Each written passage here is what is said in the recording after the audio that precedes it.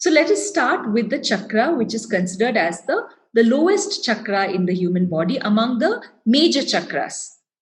Now, this chakra is located just below the genitals at the base of the spinal column, and it is called the Mooladhara chakra. The Mooladhara chakra.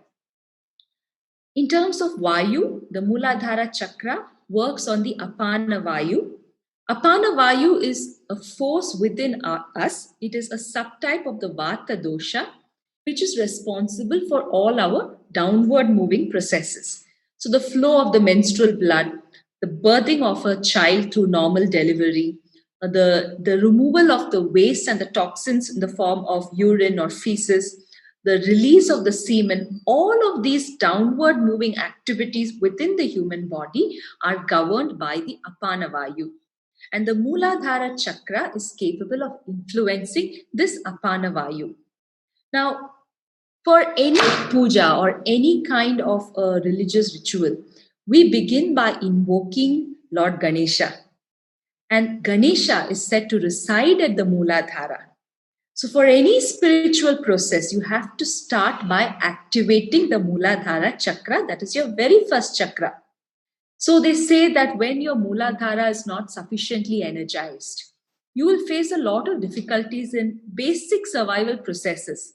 You know, the whole idea of roti, kapada, and makan, that is basic things that you need to survive, that will become a struggle if the Mooladhara is not functioning well.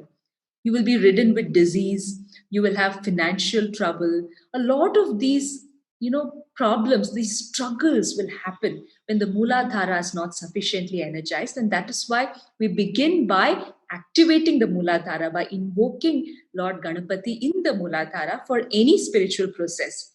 See, one thing we should understand, when there is a basic struggle for life itself, we cannot talk about the higher spirituality. We have to first address that. And one of the ways in which we beautifully did this is by installing temples of Grama Devata. Every temple in India that I know of, that I have been to, has this concept of a village deity, a Grama Devata. So in Karnataka, we have Renuka Yellamma. In Tamil Nadu, we have Mariamman temples. So all these village deities, they largely operated on activating your Mooladhara chakra, so that day-to-day life will not be a struggle. Okay, so this is the first and the foremost thing. Above the Mooladhara chakra is the Swadhisthana chakra. Swadhisthana chakra resides in the region of the reproductive organs, and it has a major influence on our reproductive health, on our menstrual health, on fertility. Swadhisthana chakra influences all of that. If the Swadhisthana chakra is not sufficiently energized, our reproductive organs will not be sufficiently will not have enough prana. That is the way in which we understand it. And if our organs don't have enough prana, eventually they become dysfunctional. So the Devi temples associated with fertility, we have seen many of these temples. These primarily operate from the region of the Swadhisthana chakra. So those who have problems and menstrual difficulties, often if they visited these temples pertaining to Devi, especially Devi and fertility, then they experience a certain healing. This is not faith. This is not superstition. This is the direct experience of the devotees who have been to these temples. And one example where even I have experienced this is the Chenganur Bhagavati temple in Kerala, in Chenganur, where the entire aspect is that Devi menstruates, and her menstruation is a big celebration. So when I visited the Chenganur temple, and I've written about this multiple times, I experienced a shift in my own menstrual cycle. And that shift made it a lot more healthier, a lot more smoother and easier, even as an experience. When I spoke to the devotees who were coming to the Chenganur temple and I asked them, why is this temple popular?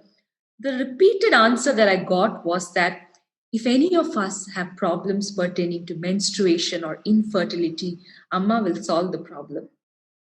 So they may not know these things of chakras and all of these technical terms, but they know it through their experience.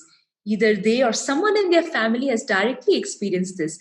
I know of women who have struggled with a difficult pregnancy, And during the 7th and 8th month, when they were having so much difficulty, they went to the Chenganu temple, and how that eased the whole process.